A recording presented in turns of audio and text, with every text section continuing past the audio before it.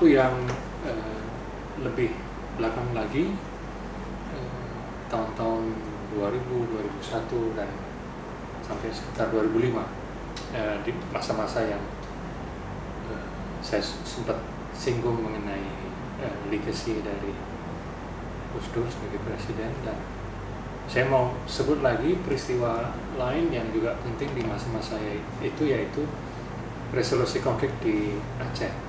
Ada beberapa latar belakang di mana saya juga ada keterlibatan, tentu bukan keterlibatan yang cukup besar, dalam peristiwa dan berbagai upaya resolusi konflik di Aceh. Masa-masa itu membuka banyak perspektif, tapi juga membuka banyak pintu bagaimana kita membangun perjumpaan dengan mereka yang hidup di wilayah konflik. Nah, kalau menyebut Aceh berarti ada konteks konflik yang cukup lama, dan itu membawa pengaruh yang cukup besar terhadap generasi yang waktu itu hidup di wilayah Aceh.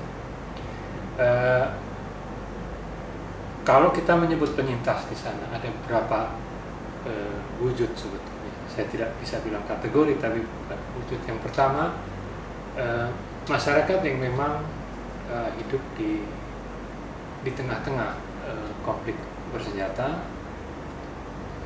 Mungkin bukan konflik yang terbuka, tapi jelas itu konflik bersenjata. Yang kedua, masyarakat yang memang terdampak karena mungkin ada hubungan keluarga salah satu pihak atau salah dua pihak dengan konflik itu secara langsung. Misalnya keluarga tapol-napol, tapi juga keluarga dari kelompok-kelompok yang memang secara langsung dikerahkan untuk terlibat dalam konflik itu, apapun bentuknya. Nah, yang ketiga yang juga cukup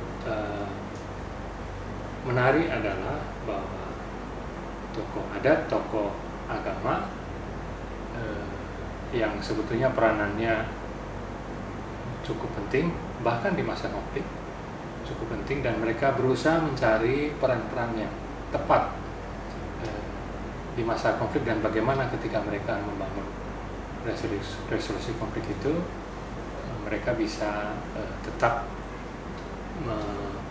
membaktikan nilai-nilai komunitas adat mereka, nilai-nilai keagamaan dalam resolusi konflik itu. Dalam kurun waktu itu saya mendapat banyak pencerahan, saya mendapat banyak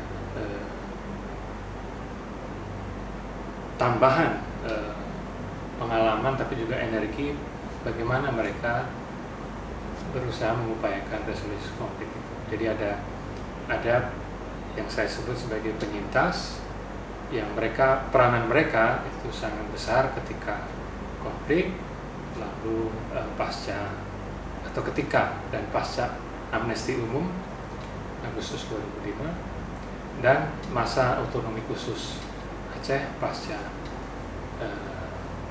undang-undang pemerintahan Aceh. Mungkin mereka tidak dikenal, mereka tidak mendapat posisi politik yang penting, tapi kehadiran mereka, ucapan mereka, tangan kaki mereka di masyarakat saat ini juga masih terasa, dan mereka selalu mengingatkan bahwa konflik dan waktu itu juga tsunami cukup melumpuhkan budaya Aceh yang sebetulnya diluhung dan memberikan sumbangan besar pada Indonesia kita.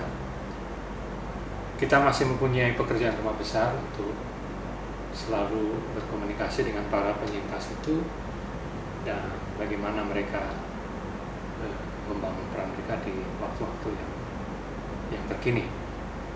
Nah, ini juga peristiwa yang besar, resolusi konflik Aceh, dan bagaimana nantinya masyarakat Aceh juga semakin menemukan